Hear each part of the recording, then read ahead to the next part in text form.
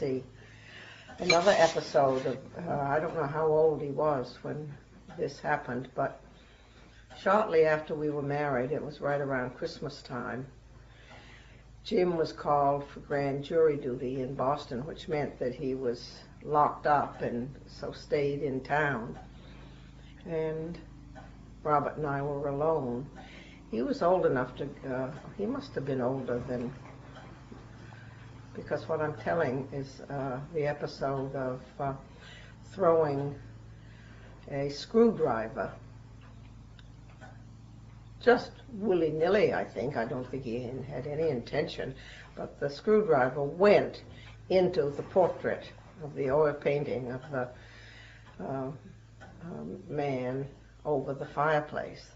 Jim had bought the painting at Amherst when he was there taking a course for making ice cream, and it's a handsome oil painting of a man in a shipbuilder in Maine who was in the what is it called? Those big ships. Not windjammers. What are they called? Well, it was he was a partner of Cornelius Vanderbilt's in the clipper ships, in the clipper ship trade, and it is a handsome. I have a book about him, and I have the painting, and it now hangs in the dining room because when Granny and Grampy were moving out of the house and Ellen was taking it over, Ellen invited us to come up onto the third floor, and anything that we saw we could have. So that was when I got the painting of Grampy as a little boy. Nobody seemed to want that, and I took it. And I've been very grateful ever since. And that has been over the fireplace in the living room, the present living room, where it remains. But what possessed Robert to throw? But as a matter of fact, I think I'll go and look and see if the. But then also at the same time, that grand jury time, we always had a fire in the fireplace, and Robert threw the cover of a Life, tore the cover of a Life magazine, and threw it in the fireplace, and with a roar it went up into the chimney. And we had a chimney fire. And I'd never heard a chimney fire, but I knew that that's what it was.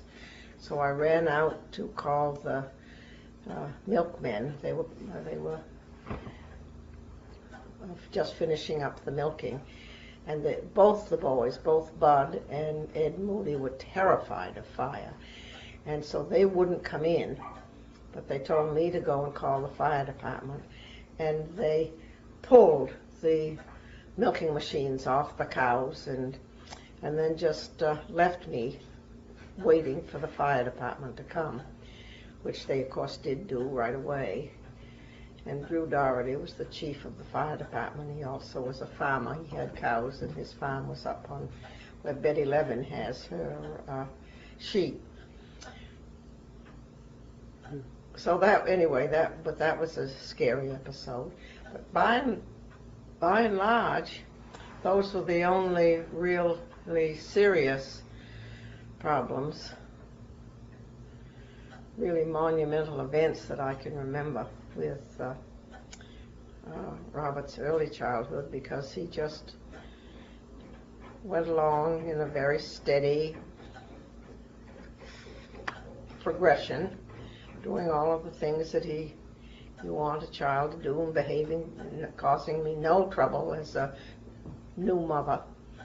And when he went to the went off to school, the school bus came and stopped at the driveway entrance. And he was the first one. The bus was empty.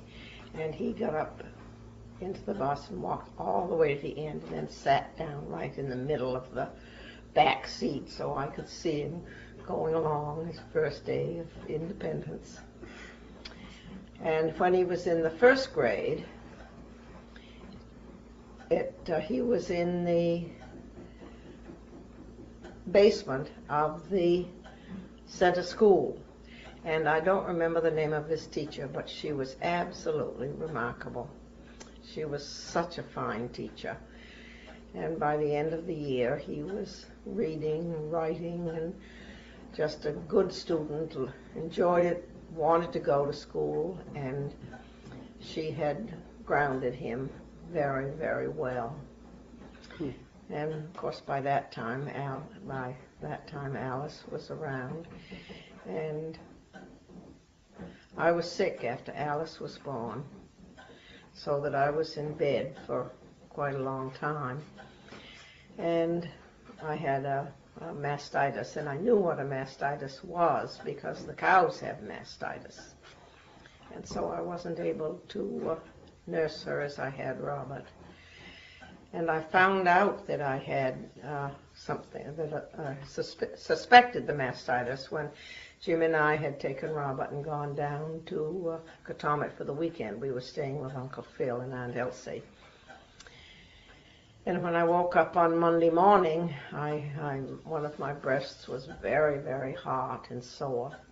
So I went right up to Grampy and showed him, and he said, well, that's what you've got. You better go and see Dr. Bristol. So I went to see Dr. Bristol, and sure enough, so he sent me home, and I was in bed for about 6 or 8 weeks, I think, while it was all over. That was just after Alice had been born? This was after Alice was born, yeah.